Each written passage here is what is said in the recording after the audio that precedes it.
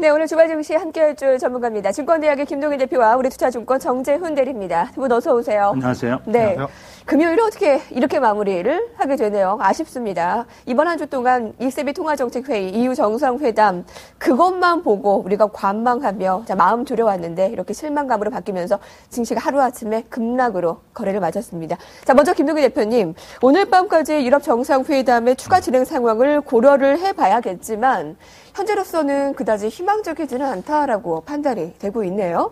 많은 전문가들이. 네, 뭐 지금 시장을 한마디로 정의하면 저는 진퇴양난이다. 이렇게 좀 보고 싶습니다. 자세히요. 예. 뭐 이러지도 못하고 저러지도 못하는 이러한 상황 속에 시장이 좀 갇혀 있는 그런 모습인데요. 이번 주 우리가 시작할 때를 한번 되돌아본다면 많은 그 전문가들이 기대감에서 출발하지 않았습니까? 뭔가 해결책이 나올 것이다라는 기대감에서 출발했다가 또 이제 부정적인 뉘앙스들이 이제 풍겨 나오니까 다시 이제 급락을 했다가 그렇지만 또 뭔가는 뭐 도출해야만 되는 그러한 상황이기 때문에 뭐 오늘 밤에 시장 참여자들이 예측하는 것과는 또 다른 결과가 나올 수도 있으면서 시장이 또 반전될 수도 있는 이러한 상황이기 때문에 지금 뭐 이것을 예측하는 것 자체가 굉장히 무의미한 그런 흐름으로 전개가 되고 있다라고 좀 볼 수가 있겠습니다. 우리 시장으로 돌아와서 본다면요. 지금 1900포인트를 넘어가면 시장이 강도가 현저히 위축되는 그러한 구간이지만 또 내려가면 사겠다라는 대기 매물도 대기하고 있는 이러한 상태입니다. 수급적 측면에서 본다면 연기금이 지금 오늘까지 해서 22일째 순매수를 기록하고 있는데 이것은 지난 2001년도에 22일 동안 순매수를 기록했던 기록과 지금 타이 기록을 지금 세우고 있는 10년 만에 최대 지금 순매수를 해주고 있는 이러한 구간이기 때문에 기관들의 저가 매수는 연말 랠리는 일어나지 않더라도 윈도우 드레싱이라든지 아니면은 연기금의 배당 이러한 부분들을 염두에 두고 지속적으로 좀 들어올 것으로 보여지고 있습니다. 그렇기 때문에 또 어느 정도 내려가면 저가 매수에도 계속해서 들어오고 있는 이러한 상황입니다. 그래서 아까 진퇴양난이라는 표현을 썼지만 내려가면 사겠다, 올라가면은 또 팔겠다라는 이러한 갇힌 구간입니다. 이러한 구간에서 지금 이벤트가 진행이 되고 있기 때문에 지금 무리하게 어떤 이런 방향성을 예측하는 것은 좀 무의미하겠고 계속해서 이 시간을 통해서 수개월째 지금 강조를 드리고 있지만 지금은 종목에 집중해야 되는 종목 장세다라고 정의를 좀 해드리도록 하겠습니다. 1900 위로 올라가면 그러니까 1920, 30대로 가면 상승 추세가 현저히 줄어들고 그렇다고 급락이 나타나지도 않고 왜냐하면 1900 아래에서는 대기 매수 자금들이 또 버티고 있기 때문에 자 이렇기 때문에 무의미한 예측은 필요 없다라는 의견인데 지금 EU 정상회담 진행 상황을 간단하게 전해드리겠습니다. 오늘 밤까지 물론 지켜봐야 하겠지만 자 먼저 EU 전체 27개국 참여 조약 개정에는 실패했습니다. 27개국 조약 개정 합의 실패지만 17개 국가를 중심으로 새로운 조약 추진 중입니다. 자, EU 정상회의에서 그럼 무엇을 기대해 볼 수가 있을까요? 긴급펀드 상한액 설정이 예상되고 있지만 좀 더 추이를 봐야 하겠고요. 사르코지 대통령은 EU, IMF에 2천억 유로 대출을 해야 한다라고 의견을 내기도 했습니다. 또 IMF 총재는 10일 내에 2천억 유로 기여분에 대해서 확정을 내놓을 것이다라고 예상을 했습니다. 좀 더 정재훈 대리의 의견을 들어볼까요? 어떻습니까? 지금 ECB 통화정책회의 간밤에 있었던 것 그거 한번 정리를 해주시고요. 판단도 해주시고 지금 진행 중인 EU 정상회담에 대한 판단도 간단하게 해주시고요. 예, 뭐 전일 아무래도 유럽은행에서 뭐 이렇게 국채를 매입한다 않는다는 얘기가 나오면서 시장에 실망감에 대한 매물이 나왔습니다. 근데 한 가지 좀 말씀을 드리고 싶은 거는 ECB 같은 경우는 계속해서 지금 독일도 마찬가지고 말을 바꿔오고 있습니다. 이 얘기를 했다, 저 얘기를 했다 해서 항상 혼란스러운 상황인데 저희가 이제 핵심을 두고 봐야 되는 부분은 돈의 가장 핵심적인 부분은 바로 이제 가치는 금리입니다. 금리에 대해서 얘네들이 이제 어떻게 대응을 하는지를 봐야 될 텐데요.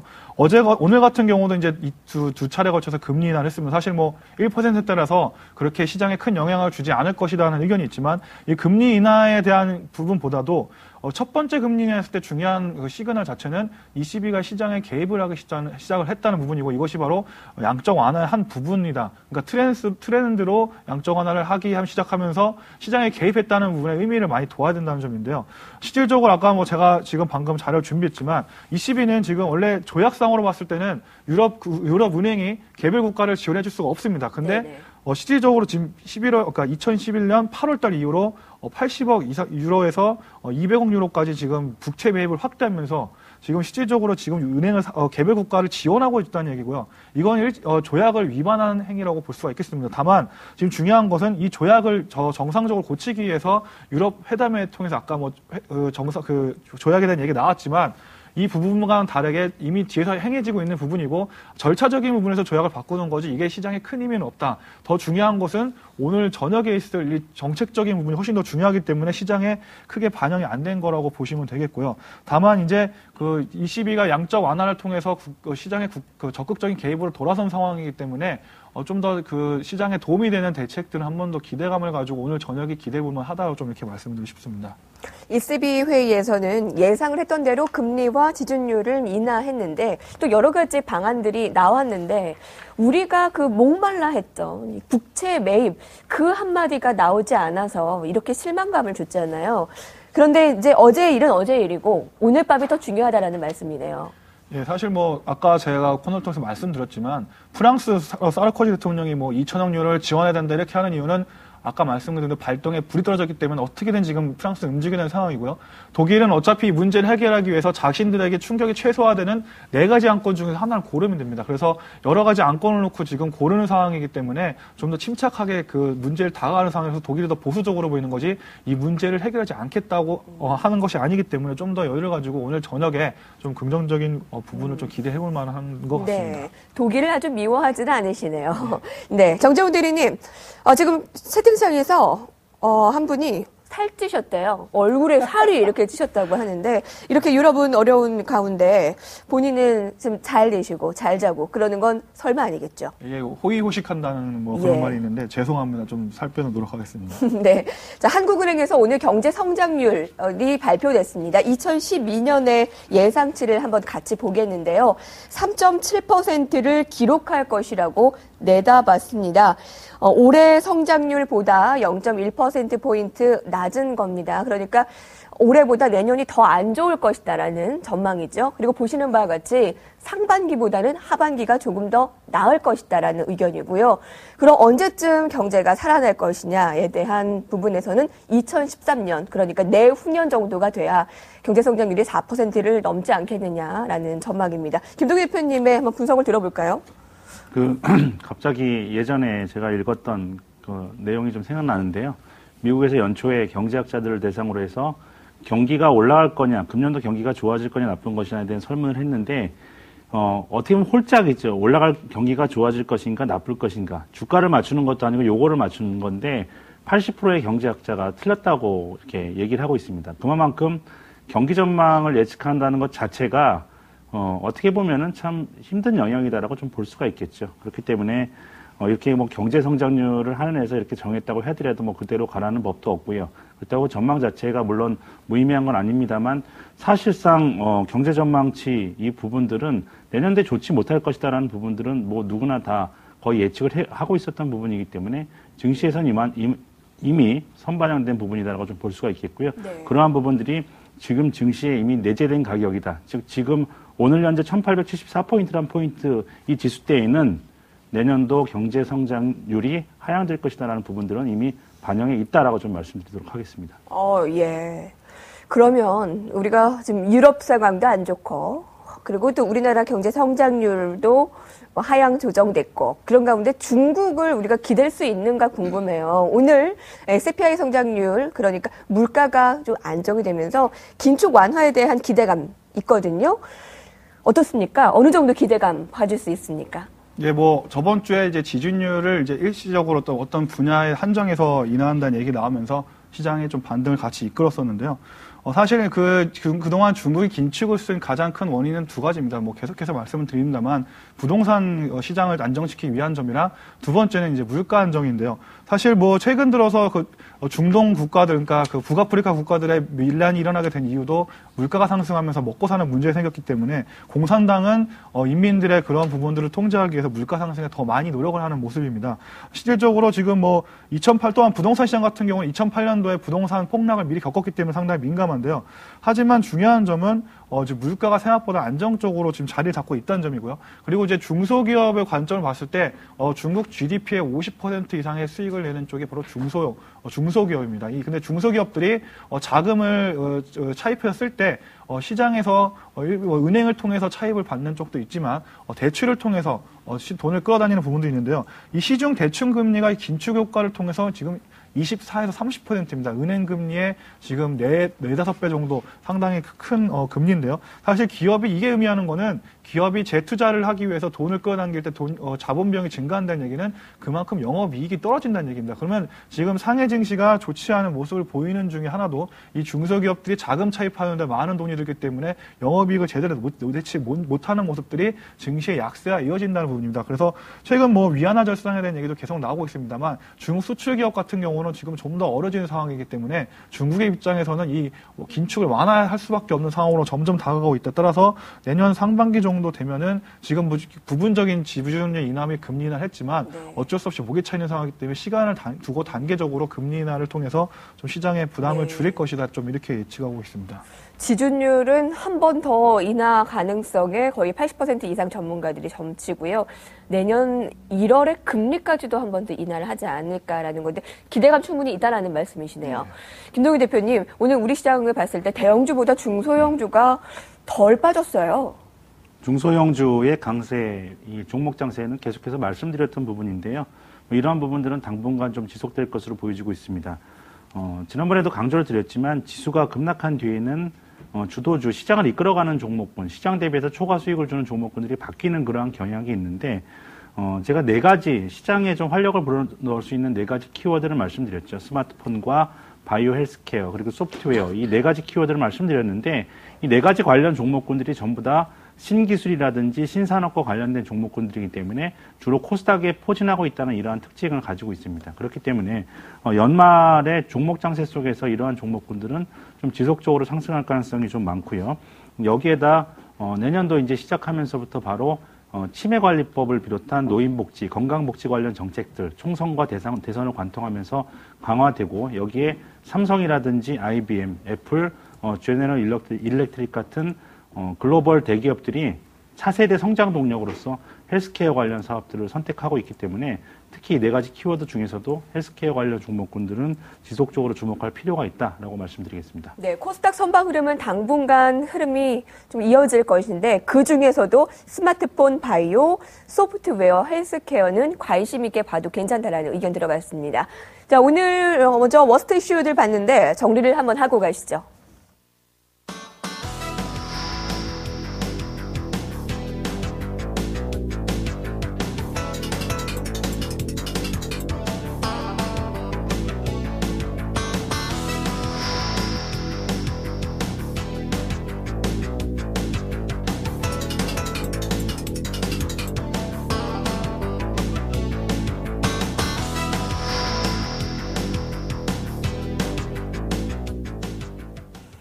시장이 하락할 때 급등하는 종목들은 더 눈에 확 띄게 마련이죠. 정재훈 대리님. 음식료 업종은 특히 경기에 좀 덜 민감해서 그런 걸까요? 사실 지금 시장이 일주일 동안 거의 멈춰 있다 해도 과언이 아닙니다. 왜냐면 아시다시피 오늘 모든 정책적인 결정이 지금 금요일날 다 몰려있는 상황이기 때문에 대형주들이 어떤 모멘텀을 가지고 개별적으로 움직이기에는 상당히 좀 불안감이 많은 상황이고요.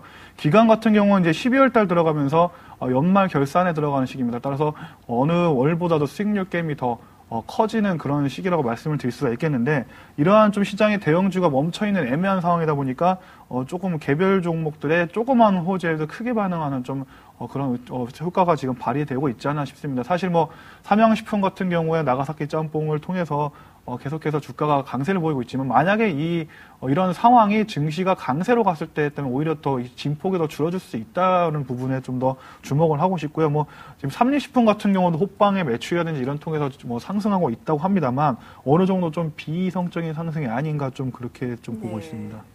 그래요? 그러면 어떤 대응 전략 주시는 거예요? 사실 이제 저희가 기대할 점은 시장을 예측하는 것 자체가 이번 주 정책의 정치적인 부분에 모든 것이 지금 다 몰려있는 상황이기 때문에 아까 대표님 말씀하신 대로 예측하기보다는 좀 상황을 지켜보면서 대응하는 전략으로 가야 될 텐데요.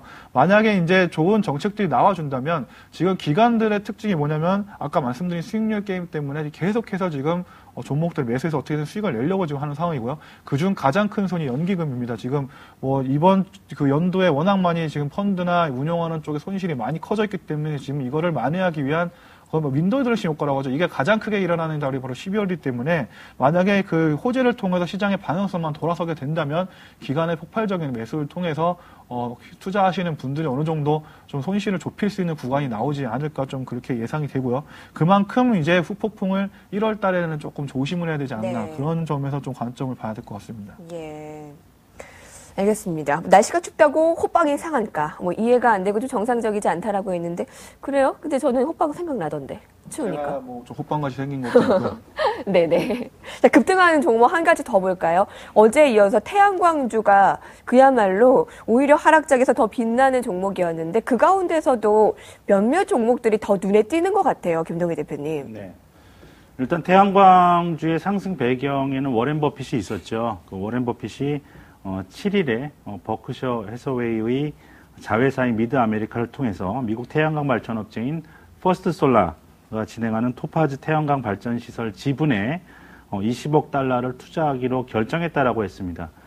근데 여러분들께서 좀 조심해서 보셔야 될 부분들이 워렌 버핏이 투자했다고 해서 단기적으로 주가가 다 올라가는 것은 아니라는 부분들이죠. 버핏이 인프라 프로젝트는 투자 기간이 길고 투자 규모도 크기 때문에 이번에 투자 결정을 하는 데 있어서 굉장히 삼고철회했다라고 파이낸셜 타임즈가 전하고 있습니다. 세제 혜택은 물론이고 장기적인 안목의 투자이기 때문에 관련해서 단기적으로 우리나라 관련 종목군들에 투자하는 것, 흥분하는 것은 여러분 금물이다라고 좀 말씀을 드릴 수가 있겠고요. 이날 보여줬던 행보들도 상반됩니다. 만약에 태양광 투자가 긍정적이었다면 관련 투자 회사인 버크셔 해서웨이 주가가 올라갔어야 되는데 버크셔 해서웨이는 떨어지고 투자 대상인 퍼스트 솔라는 올라갔다는 이러한 부분들이 시장 역시 이러한 부분들을 단기적으로 오히려 부정적으로 바라보고 있다는 측면이기 때문에 지금 우리가 흥분해야 될 필요는 없다라고 좀 보겠고요. 태양광 관련주가 올라가기 위한 조건은 경기 회복이 명백하게 선행이 돼야 됩니다. 그래서 경기가 회복되면서 유가가 올라가고 그리고 유럽 지역의 경기가 좋아지면서 다시 보조금을 지급하는 이러한 투자들이 진행을 돼야 되는데 지금 오히려 보조금 정책을 급격하게 회수하고 있는 지금 유럽의 발등이 불이 떨어졌기 때문에 지금 이러한 상황이기 때문에 조심스럽게 좀 접근해야 될 필요가 있겠고요. 특히나 태양광 설비 관련 종목군들은 중국의 저가 공소에 밀려서 파산하는 기업들이 지금 속출하고 있기 때문에 우리나라는 관련 종목군들에 대해서도 좀 중장기적인 관점에서는 좀 조심해야 된다. 단 오시아웨어 같은 이러한 종목군들은 향후에 이제 치킨 게임이 일어날 가능성이 있기 때문에 중장기적 그것도 역시 마찬가지로 중장기적 관점입니다. 치킨 게임도 나중에 장기간 후에 이제 살아남는 업체들의 얘기이지 지금 단기간은 힘든 과정을 겪고 있기 때문에 단기적 관점에서 흥분하는 것은 절대 금물이다라고 좀 말씀드리겠습니다. 네. 말씀을 들어보면 그렇게 긍정적인 시각은 아닌 것 같은데 말씀을 아까도 드렸지만 증권사별로도 의견이 달라요. 네. 뭐 누구는 OCI 50만 원까지 투자 의견을 줬지만 RBS에서는 투자 의견을 대폭 낮췄어요. 그렇기 때문에 지금 채팅창에서도 한 분께서 나 OCI 가지고 있는데 저렇게 얘기하면 어떡해요? 라고 의견을 주신 분 있는데 판단이 좀 잘 필요할 것 같습니다. 자, 이렇게 해서 이제 전략을 세우도록 하겠습니다. 지금 EU 정상회담이 이뤄지고 있는데 많은 분들께서는 아무 일 없이 지나갈 것이다라는 좀 바람이 있습니다. 하지만 이렇게 S&P가 경고를 주는데도 불구하고 확실한 대책이 나오지 않는 거 보면 오늘 밤에 우리가 좀 잠을 못 잘 것 같아요. 정세우 대리님부터 한마디씩 들어볼까요? 예, 먼저 오늘 이제 9일 같은 경우는 유로가 출범하게 된 지 20주년 되는 해입니다. 그래서 이런 의미가 깊은 날에 지금 시장을 뒤엎을 만한 좀 좋지 않은 내용이 나오기는 좀 확률상으로 적다고 말씀을 드릴 수가 있겠고요. 지금 아까도 정리를 계속 똑같은 말씀을 드리는 거는 지금 문제의 핵심은 프랑스와 독일, 영국이 이 세 국가가 하나의 안을 가지고 합의를 하면은 간단하게 끝날 수 있는 정책적인 부분들이 분명히 있습니다. 다만 아까 말씀드린 대로 프랑스는 지금 워낙 급한 상황이고 지금 독일 같은 경우는 자신들의 최적의 요건을 찾기 위해서 계속 시간을 끌고 있는 상황인데요. 실질적으로 뭐 독일 같은 경우는 워낙 지금 어느 정도 시간을 끌면서 계산하는 부분이 분명히 있기 때문에 시장에 좀 명확한 시그널을 줄 수 있는 정책 부분이 아주 자세하게 나오지 않아도 됩니다. 정책의 그런 포멀한 부분만 나와주더라도 좀 더 그 시장이 그 밑으로 빠질 수 있는 부분은 시간적인 부분을 벌 수가 있고 또 수급적으로 메꿀 수가 있기 때문에 좀 정책에 대한 부분이 나오기를 좀 간절히 한번 저희가 같이 한번 기도를 해봐야 될 것 같고요. 이 부분 외에는 저희가 예측할 수 있는 부분은 따로 없는 것 같습니다. 따라서 만약에 이제 좋지 않게 될 경우에는 좀 현금 비중을 과감하게 늘리는 부분도 좀 생각을 하셔야 될 것 같습니다. 김동희 대표님, 오늘 개인 투자자분들이 1900 아래에서 대거 매수하는 모습을 보였어요. 괜찮은 걸까요? 그 지수를 보고 매매하는 전략은 기본적으로 지금 좀 바람직하지 못하다라고 지난번에도 말씀드렸습니다. 일단 지수가 박스권 안에서 움직이는 거는 아래로는 1800, 위로는 1950포인트 정도에서 움직이고 있지만, 거기에 따라서 종목이 연동되는 그러한 개별 종목으로 들어왔을 때 연동되는 정도는 대단히 떨어진다라고 좀 볼 수가 있겠죠. 지금 삼성전자 같은 종목군이 오히려 오늘 같은 장에서 낙폭이 제한적이고 고공권에서 잘 버티고 있다라는 관점에 있어서 본다면 다른 종목들은 지금 훨씬 더 떨어지고 있다라는 그러한 흐름이거든요. 그렇기 때문에 지수에 연동된 매매는 지금 바람직하지 않다라고 좀 볼 수가 있겠습니다. 좀 단기 트레이딩 관점에 지수에 연동된 단기 트레이딩보다는 오히려 지수 예측이 무의미한 그러한 구간이기 때문에 일단은 정상회담에 대한 부분들, 부정적인 부분들은 일단 반영이 된 것이고 무언가는 도출은 해내기는 하겠지만 그렇다고 해서 일괄적인 해결을 얻을 수 있는 이러한 해결 방안도 도출하기 어려운 그런 상황입니다. 그렇기 때문에 이러한 지수에 연동된 매매보다는 지금 수익률 게임이 계속해서 전개가 되고 있는 그러한 구간이기 때문에 12월 달은 종목 중심의 대응이 여전히 유효한 전략이다라는 부분들 강조해드리도록 하겠습니다. 네, 간절히 바란다는 것은 다 똑같은 마음인데 그럼 제우스의 신에게 빌어야 하나요? 유럽의 신에게 얘기를 해야 하니까요. 네, 잘 들었습니다. 증권대학 김동희 대표와 우리투자증권 정재훈 대리였습니다. 고맙습니다. 네, 감사합니다. 감사합니다.